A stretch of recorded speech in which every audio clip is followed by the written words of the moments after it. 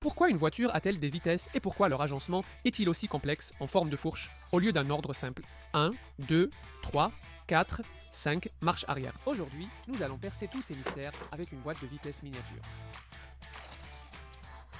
Oui, une impression 3D qui nous permet de voir à l'intérieur de la voiture pendant qu'elle fonctionne.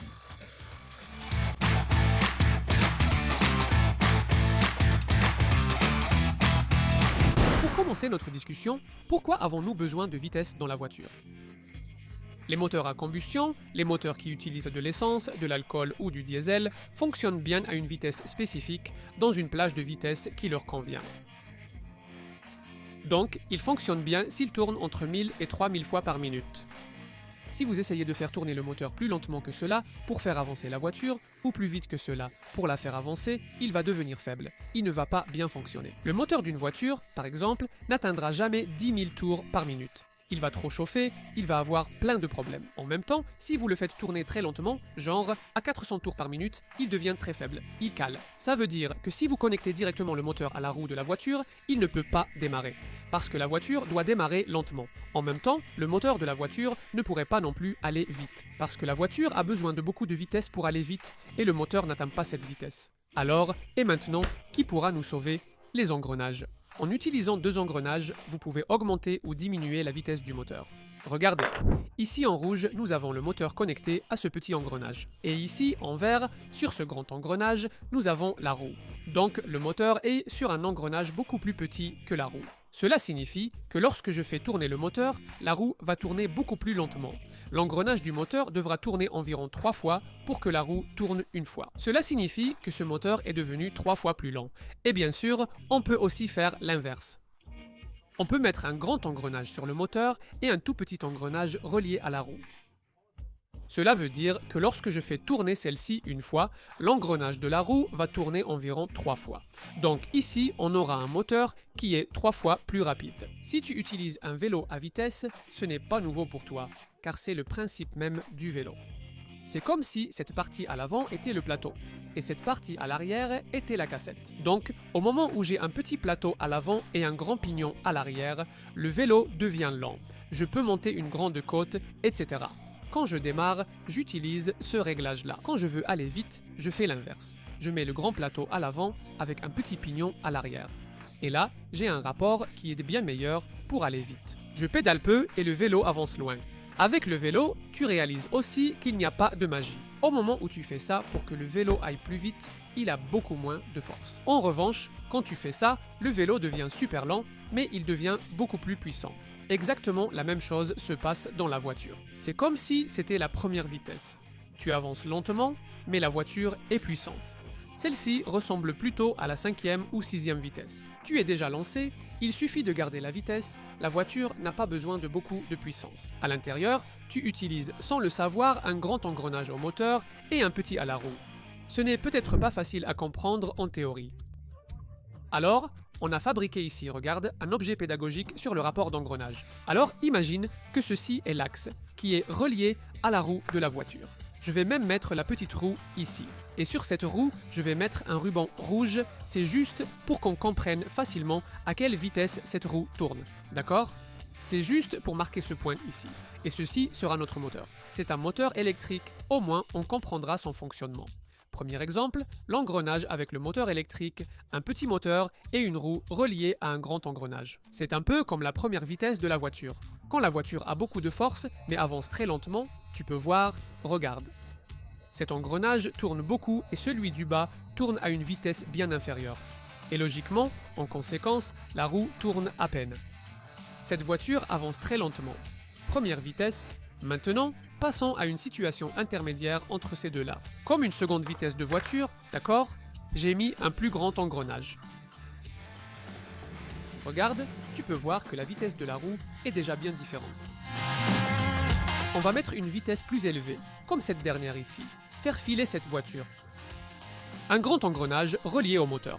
Et en contrepartie, un tout petit engrenage relié à la roue.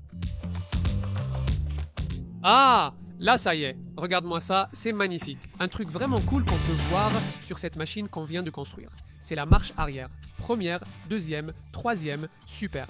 Mais en marche arrière, le moteur tourne-t-il à l'envers? Non, en marche arrière, il y a un engrenage supplémentaire. Et cet engrenage supplémentaire inverse le sens de rotation. Regarde comme c'est cool, je vais rallumer ici. Je vais passer en deuxième vitesse. Attention au sens de rotation de la roue. Ici, elle tourne dans le sens horaire.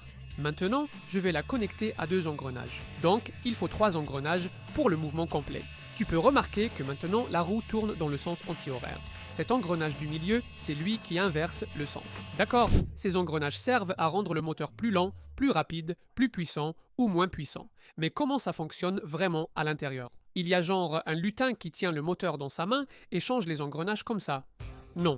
Et c'est pour ça qu'on a imprimé cette petite merveille ici.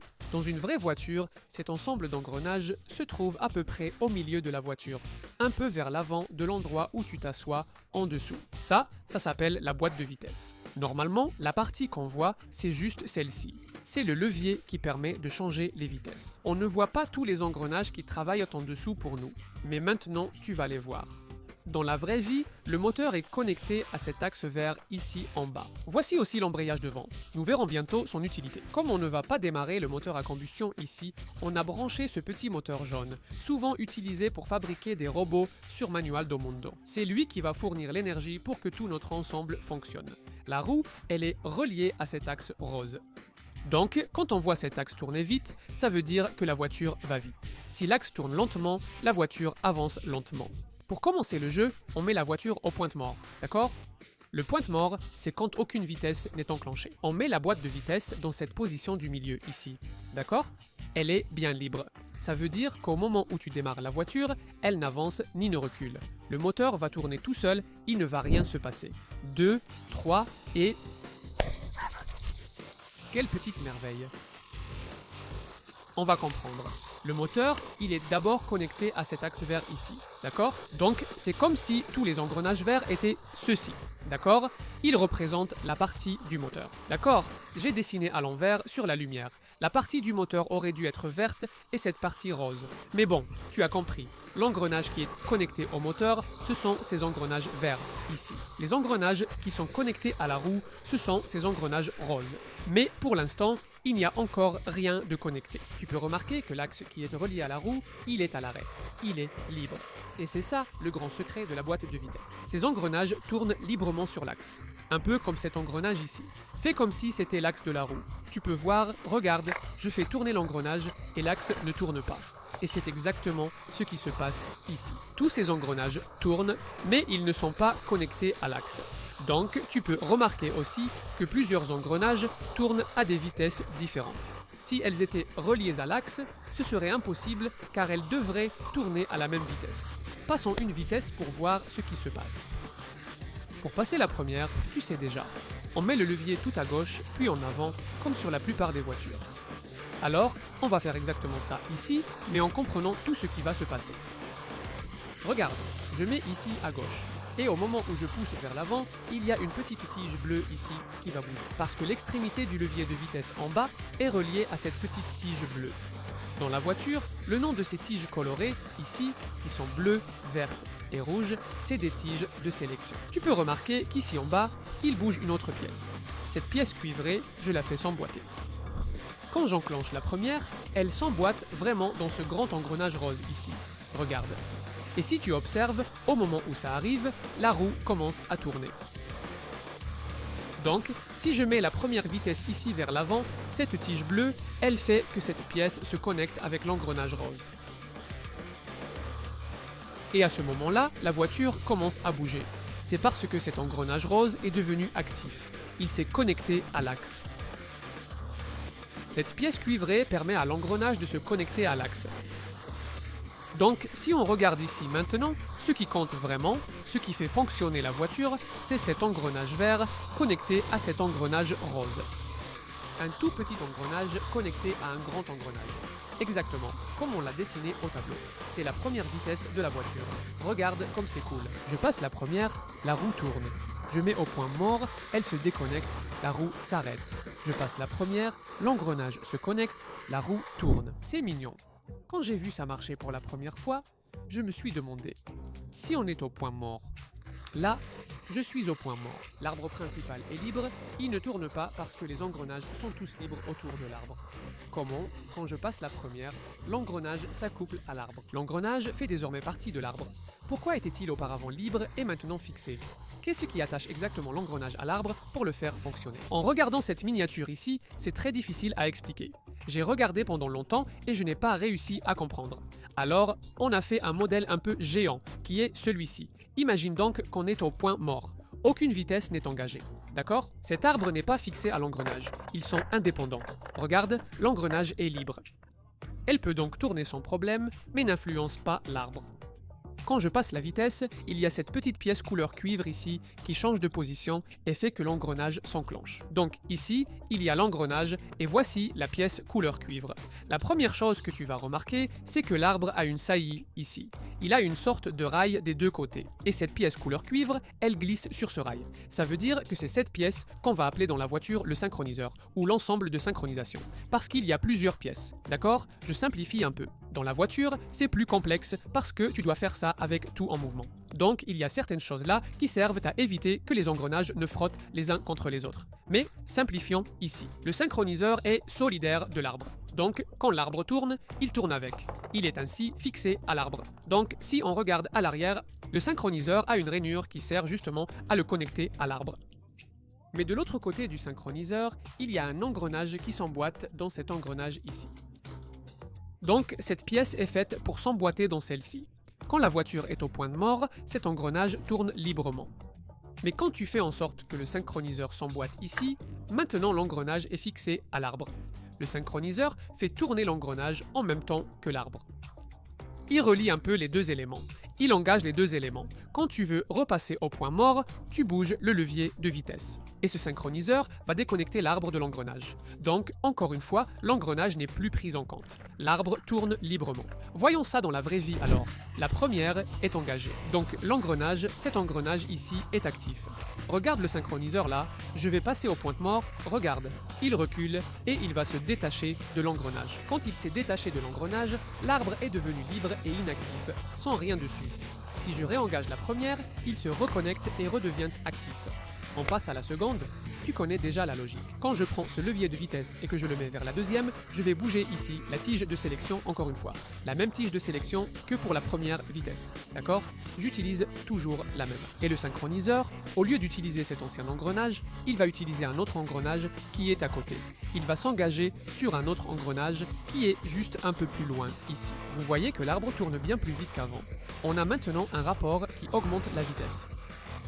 Si on regarde ici, vous voyez que c'est cet engrenage qui est bien plus grand que celui de la première, qui fonctionne ici avec cet autre engrenage. Donc ici, c'est la première vitesse, ici, c'est la deuxième vitesse. Le rapport entre les engrenages, la différence de taille entre eux est déjà bien différent. Vous imaginez déjà ce qui va arriver en passant la troisième, n'est-ce pas?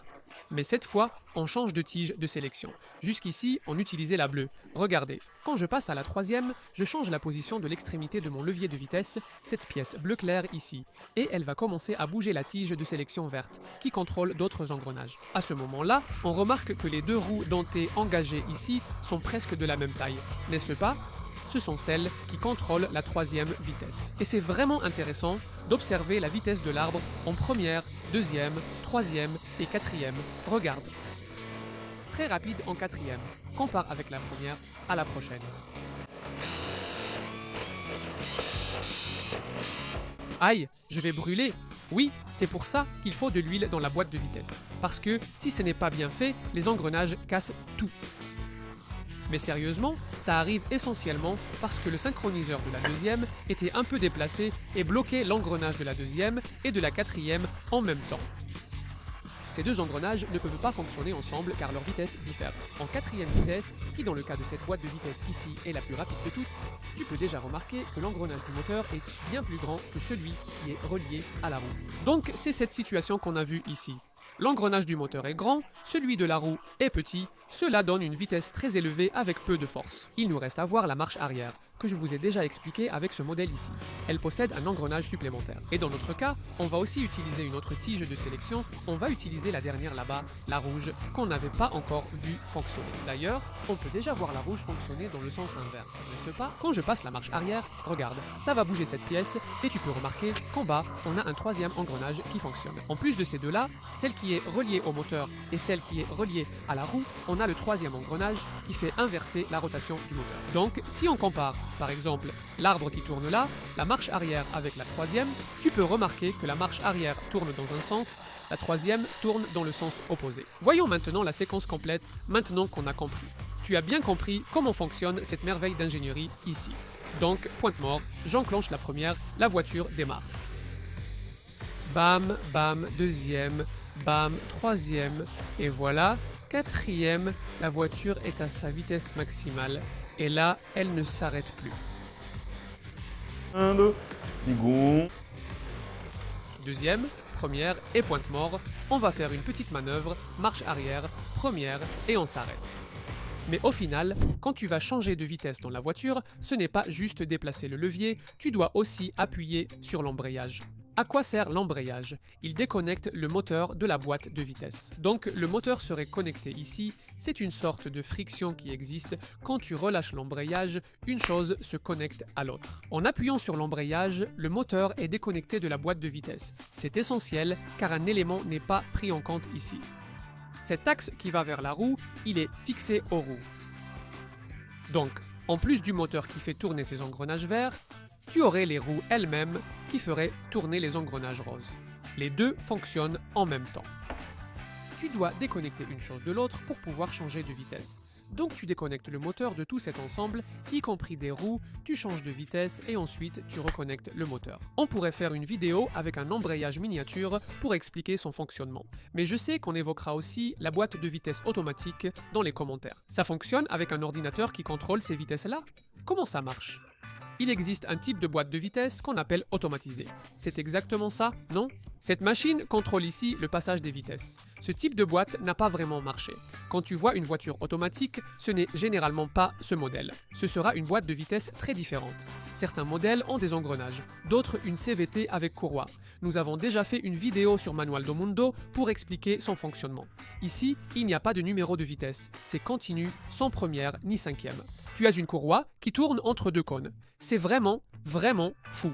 Et on a aussi la voiture électrique qui tout simplement n'a pas de vitesse, parce que le moteur est différent. Le moteur de la voiture électrique fonctionne bien à n'importe quelle vitesse. Il a beaucoup de force quand il tourne lentement, mais il a aussi beaucoup de force quand il tourne vite. Pour enclencher la marche arrière, il suffit d'inverser la polarité et le moteur tourne dans l'autre sens, ce qui est bien plus simple à contrôler. C'est l'un des grands avantages de la voiture électrique. Pas de boîte à lubrifier ni d'engrenage. Tout est plus simple. J'allais oublier de le mentionner. Si tu veux imprimer ceci. On laisse aussi le lien avec les fichiers juste en dessous. D'accord? La prochaine fois que tu prendras la voiture et changeras de vitesse, ou que tu vois quelqu'un manipuler le levier de vitesse. Maintenant, tu sais exactement ce qui se passe en dessous, à l'intérieur de la voiture, et tu vas te souvenir de Manual do Mundo. N'oublie pas de mettre un petit pouce bleu. Alors, pour ceux qui aiment les voitures, je vais vous suggérer notre moteur V8 électromagnétique. C'est l'une des choses les plus difficiles qu'on ait jamais construites dans Manual do Mundo. C'est impressionnant de voir la machine fonctionner.